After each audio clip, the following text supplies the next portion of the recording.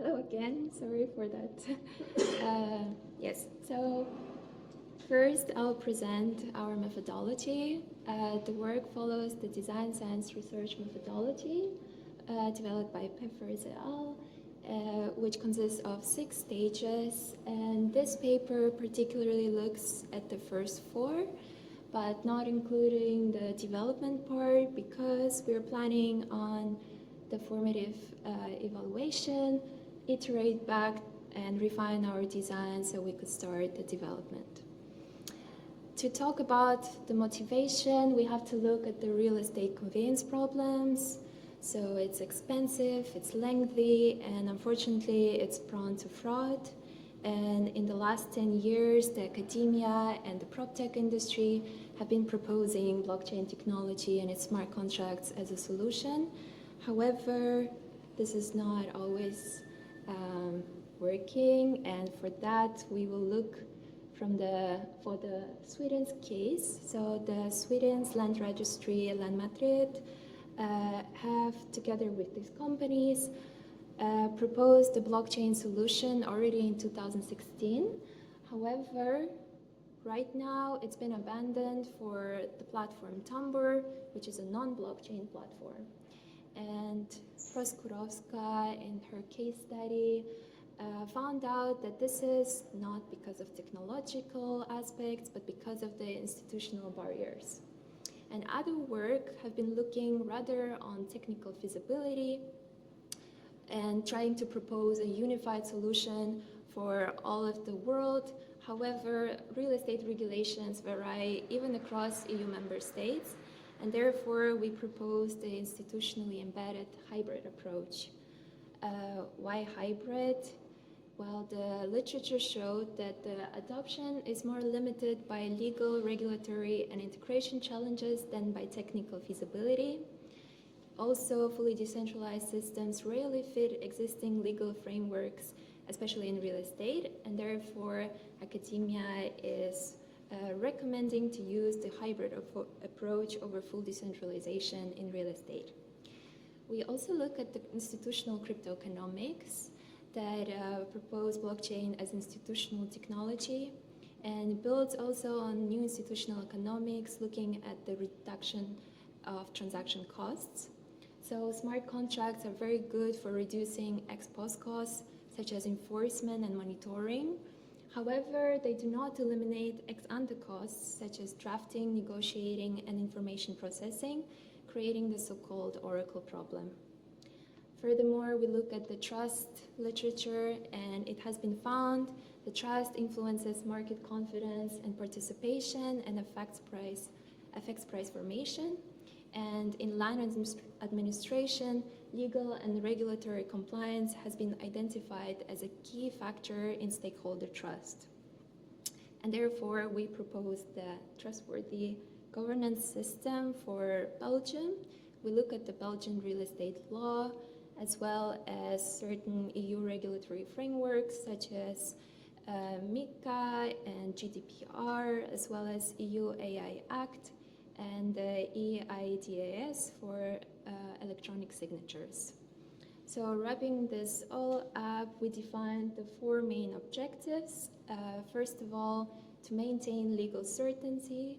Second of all, address the Oracle problem. We do that by keeping the notaries as our institutional oracles. Third of all, reduce transaction costs, so ex post through smart contracts and ex ante through our AI agent. And furthermore, we want to contribute to the circular construction by using dynamic NFTs as sort of property passports. And the key elements of our proposed framework, first of all, of course, is a blockchain-enabled platform itself, which is a permissioned ledger, and it will be governed by a consortium that will include the Federation of Notaries, the FPS Finance in Belgium, including Land Registry and Mortgage Office, as well as participating mortgage banks. Furthermore, KIM, which is abbreviation from Dutch for AI Real Estate Agent, he operates through a perceived reason act cycle, Kim can call independent calls to government APIs and synthesize the multi-source data, as well as generate documents. The most important thing is that Kim's outputs are decision support only, and all binding actions require a notary's authorization, which leads us to a civil notary, who is our institutional oracle. So, to describe the 8-stage workflow in detail, first of all, the buyer and the seller authenticates themselves on the platform using It's Me app, which is a Belgian e-identity app. And then the seller posts photos and information about his property, and Kim can verify the ownership through governmental land registry APIs and collect all the other missing data, such as EPC rating, cadastral information, or soil information.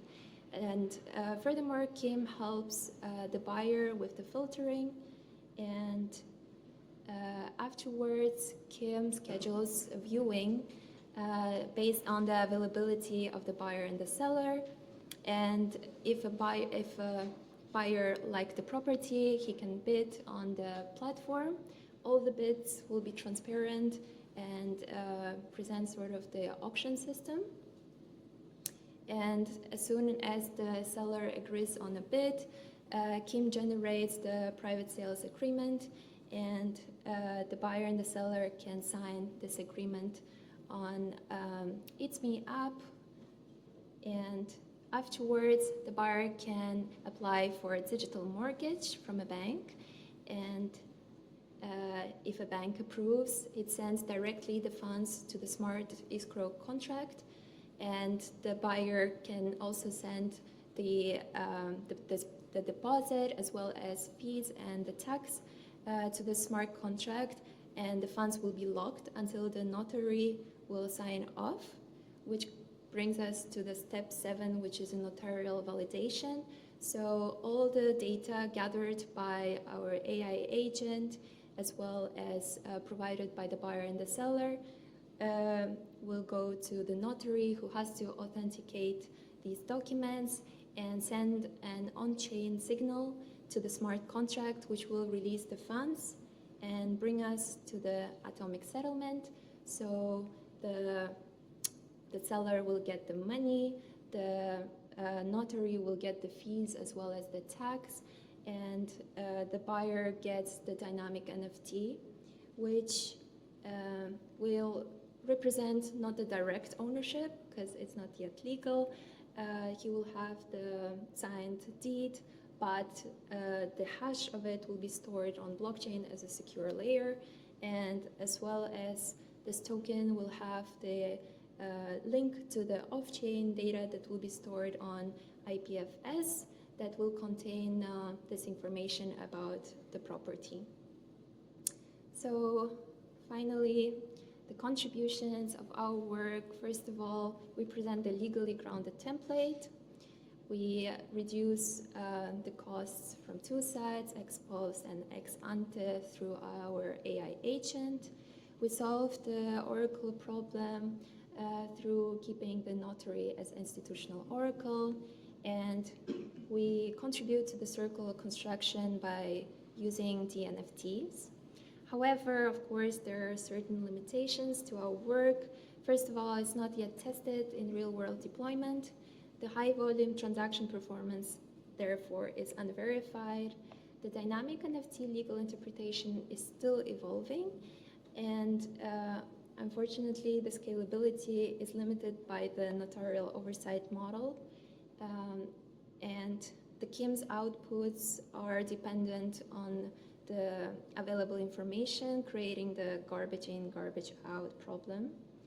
So our future work will evaluate this theoretical framework through semi-structured interviews with all the actors involved in our framework, and we will analyze it through technology, organization, environment framework to understand the broader adoption factors. And afterwards, we will refine our design and start with the technical prototype and test the latency interoperability as well as the cost, perform the cost analysis to understand the ex ante and ex post versus traditional costs, and furthermore look at the DNFTs in real estate. Those are the references, and thank you very much for your attention.